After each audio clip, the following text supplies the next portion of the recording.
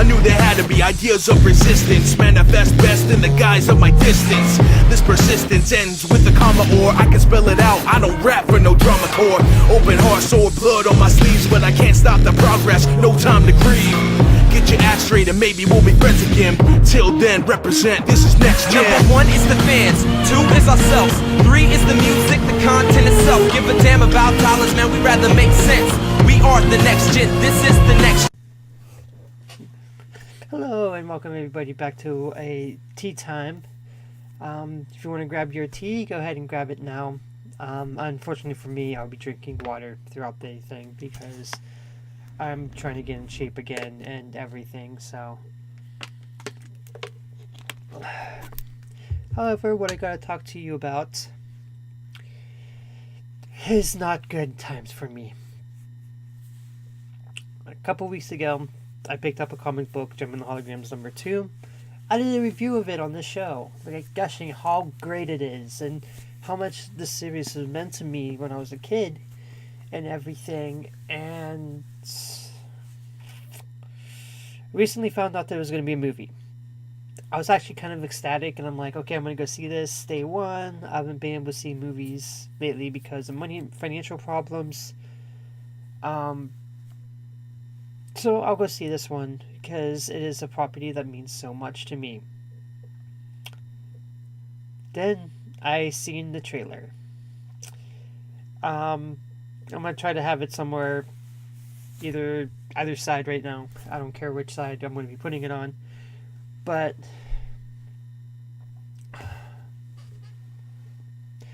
this movie looks stupid. This looks like if Josie the Pussycats movie had a baby with the Hannah Montana movie. And that's not a good thing. Like, I actually like the Josie and the Pussycat movie. Don't get me wrong or anything. I thought it was a great movie, and it was a great satire on subliminal messages and music. The reason I'm saying it's like that is because the premise is the same. Band gets hot. Producer decides to make the front person more important than the rest of the band. That person decides to cut off herself from the rest of the band, and then finds out she's sad without them, and then decides to hook up back with them. That looks like the basic premise of the movie.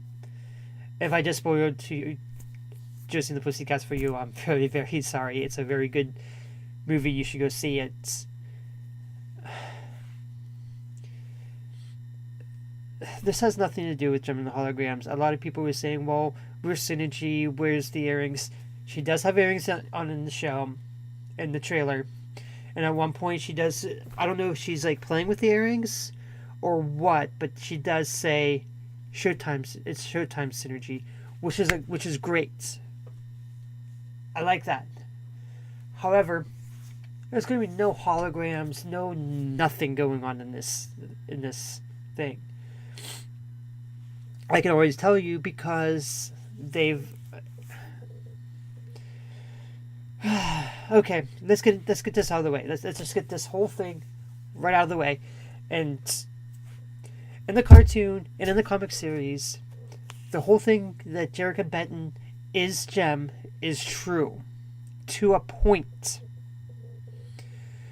In the trailer, and if this is how the movie's going to go, it's going to make me mad because, one, in the thing, yes, in the trailer, yes, Gem and Jerica are the same people, but there's no hologram over top of Jerica so she can get the confidence to be on stage or, to have this rock star persona be out there. No, it's something that when they get the millions of hits on the computer, that they say, okay, we're going to transform you into Gem, and then there's a transformation stage. You're not Jerica Benton anymore, you're Gem. The whole point of the comic book series and the especially the cartoon series is that nobody except for the holograms who are actually her sister and, a couple other adoptee, I don't know I forget what the term is. And they're the only people that know that Jem is Jerica. And here it seems that it's a wash that it is the same person, and the producer knows, and Rio knows, and yes, he's in the trailer. I'm glad that they have him in. He's an important part of the thing. But it's to the point where this is not a Jem movie. This is a generic teen movie that they decided to put Jem and the Holograms name on. And, where there is 3 important things that were missing from the trailer. So hopefully they will reshoot the movie in time for it to get out whatever they wanted it to get out. And this was just a teaser. There's 3 things that was missing from this. 1, the Starlight Children. I'm sorry, in the comic books, or actually in the cartoon series, and even the comic books to a certain extent, the Starlight kids are prevalent, and they're the reason that she does a lot of the stuff she does. She's trying to give them better facilities, better place to live, and that's one of the reasons that she's doing the musician thing. There's nothing like that in the movie. There's no, from what I've seen from the trailer, and it could be wrong with the movie, but it seems like she doesn't really have a reason to be a musician. It's just somebody seen the YouTube hits, decided to sign her. Gee, sounds like Justin Bieber, doesn't it? Starts off YouTube, gets tons of hits, gets signed to a record deal, gets made into a major star.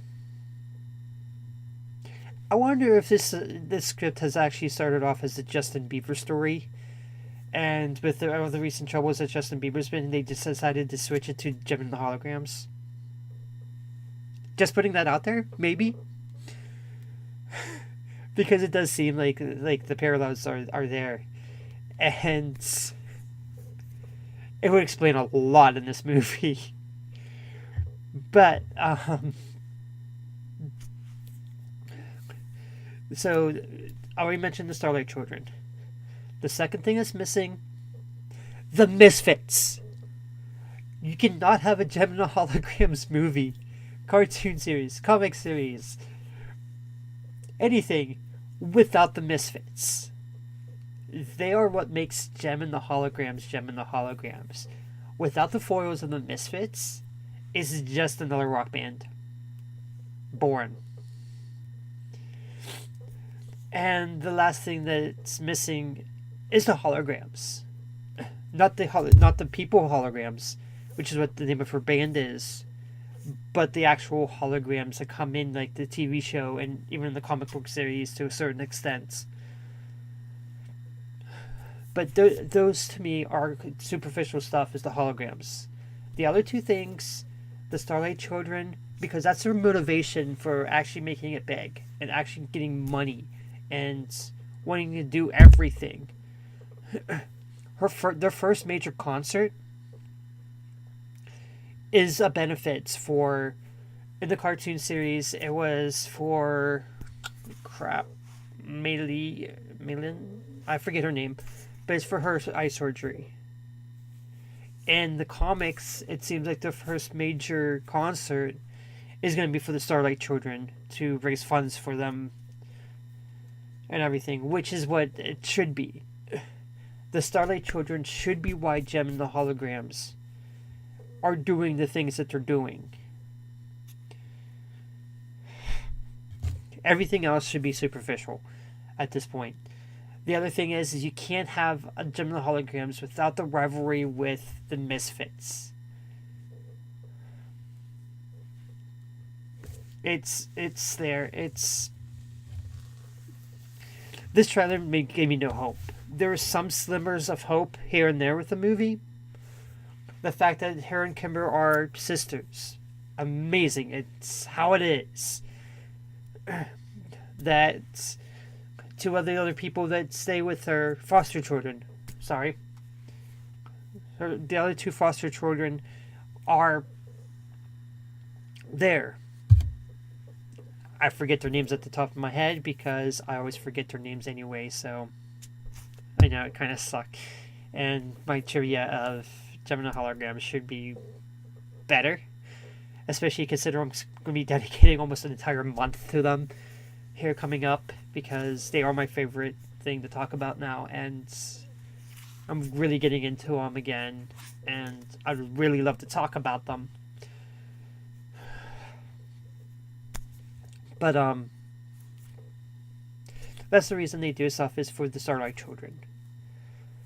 The thing that I did not like, and I understand this, and in the comic it's not like that either, but in the cartoon series, Starlight music is actually Jerrica's music house. Make it as you will. I haven't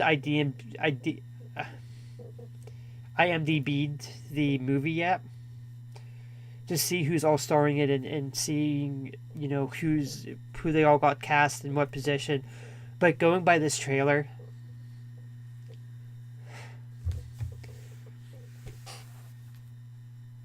you need a lot of rewrites in the script. You really do, because this movie that you're planning on putting out is one that I'm not going to go see at all.